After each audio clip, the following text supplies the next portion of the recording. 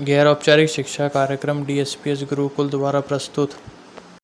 हिंदू धर्म ग्रंथों में जन्म से लेकर मृत्यु तक के 16 संस्कारों के बारे में बताया गया है। उनमें है गर्भाधान, पुंसवन, सीमंतोन्नयन, जात कर्म, नामकरण, निष्क्रमण, अन्नप्राशन, चूड़ाकर्म, विद्यारंभ, कर्णवेद, उपनयन, वेदारंभ, केशांत, समावर्तन और विवाह। अब इन संस्कारों में अधिक महत्वपूर्ण है उपनयन संस्कार और विवाह संस्कार। विवाह तो आप जानते ही हैं, उपनयन ही यज्ञोपवीत संस्कार है। उपनयन को और भी कई नामों से जाना जाता है, जैसे जनेऊ, यज्ञ सूत्र, व्रतबंध, बलबंध, मोनीबंध और ब्रह्मसूत्र। उपनयन का शाब्दिक अर्थ है सन्निकट ले जाना, यानी जो आपको उस परम सत्य के पास ले जाए जहां तक पहुंचने के लिए आप जन्मे। ब्राह्मण, क्षत्रिय, वैश्य, शूद्र को अगर हम ना देखें तो हर व्यक्ति सामान्य जन्म लेता है, फिर धीरे धीरे व्यक्ति अध्यात्म की ओर बढ़ता है। पर असली जीवन तो आपका तब शुरू होगा जब आप अपने लक्ष्य के बारे में जानेंगे, अध्यात्म को अच्छे से जानेंगे, परम सत्य को जानेंगे।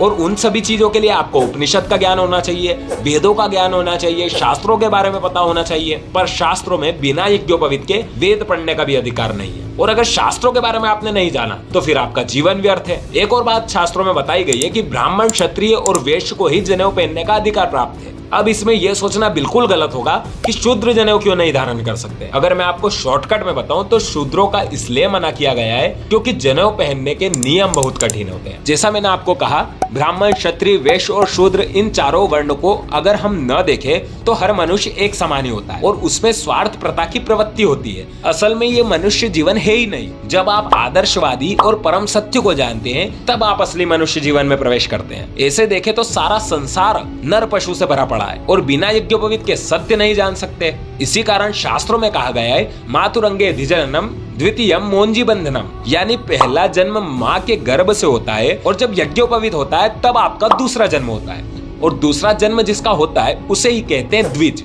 अब जरा ध्यान देना, यज्ञोपवीत यानी जनेऊ में 9 धागे होते हैं। आपको दिखते केवल 3 ही हैं, पर प्रत्येक धागों में 3-3 धागे होते हैं। इसके बाद 4 गांठ और एक ब्रह्म गांठ होती है। सामवेदीय छांदोग्य सूत्र में लिखा गया है कि 9 धागों में 9 देवता निवास करते हैं। ओंकार, अग्नि, अनंत, चंद्र, पितृ, प्रजापति, वायु, सूर्य और सभी देवता का समूह, जिन्हें विश्वदेव भी कहते हैं। इसके अलावा एक और बात कही गई है कि ब्रह्मा जी ने 3 वेदों से 3 धागों का सूत्र बनाया, विष्णु जी ने ज्ञान, कर्म और उपासना से उसे त्रिगुणा किया और शिव जी ने गायत्री से अभिमंत्रित कर उसमें ब्रह्म गांठ लगाई। असल में जनेऊ की लंबाई 96 अंगुल होती है, क्योंकि जनेऊ धारण करने वाले को 64 कलाएं और 32 विद्याओं को सीखने का प्रयास करना चाहिए। जनेऊ का नियम है कि जनेऊ बाएं कंधे से दाएं कमर पर पहनना चाहिए। मल मूत्र विसर्जन के दौरान जनेऊ को दाहिने कान पर चढ़ा लेना चाहिए और हाथ स्वच्छ करके ही उतारना चाहिए। ऐसा करने का मतलब यह है कि जनेऊ कमर से ऊंचा हो जाएगा और अपवित्र ना होगा, क्योंकि उसमें सारे देवता निवास करते हैं। और अगर हम बात करें साइंटिफिक रीजन की तो साफ है कि जनेऊ पहनने वाला व्यक्ति ये ध्यान रखता है कि मल मूत्र करने के बाद खुद को साफ करना है।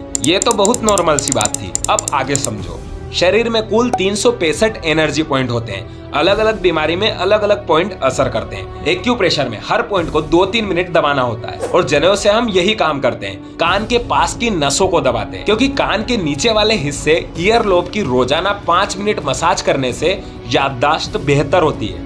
और भी बहुत से फायदे हैं, जैसे डिप्रेशन, सिर दर्द, चक्कर, सेंस ऑर्गन यानी नाक, कान और आंख से जुड़ी बीमारियों में राहत मिलती है, दिमागी असंतुलन, लकवा और यूटरस की बीमारियों से बचाव मिलता है। इसके अलावा इसके कुछ अन्य लाभ है जो क्लिनिकली प्रमाणित है, जिसे बार बार बुरे स्वप्न आते हैं वो अगर जनेऊ धारण कर ले तो उसे ऐसे सपने नहीं आते। इसके अलावा कान में जनेऊ लपेटने से मनुष्य में सूर्य नाड़ी का जागरण होता है। अब जानते हैं कि हमारी संस्कृति में जनेऊ का क्या महत्व है। उपनयन यानी ज्ञान के नेत्रों का प्राप्त होना, यज्ञोपवीत यानी यज्ञ हवन करने का अधिकार प्राप्त होना। जनेऊ धारण करने से पूर्व जन्मों के बुरे कर्म नष्ट हो जाते हैं, आयु, बल, बुद्धि में वृद्धि होती है। यज्ञोपवीत संस्कार के बिना विद्या प्राप्ति, पाठ, पूजा अथवा व्यापार करना सभी निरर्थक है। जैसा मैंने आपको बताया था कि जनेऊ के 3 धागों में 9 लड़ होती है, इससे 9 ग्रह प्रसन्न होते हैं। शास्त्रों के अनुसार ब्राह्मण बालक 9 वर्ष से 18 वर्ष, क्षत्रिय 11 वर्ष से 20 वर्ष और वैश्य के बालक को 13 वर्ष से 24 वर्ष के बीच में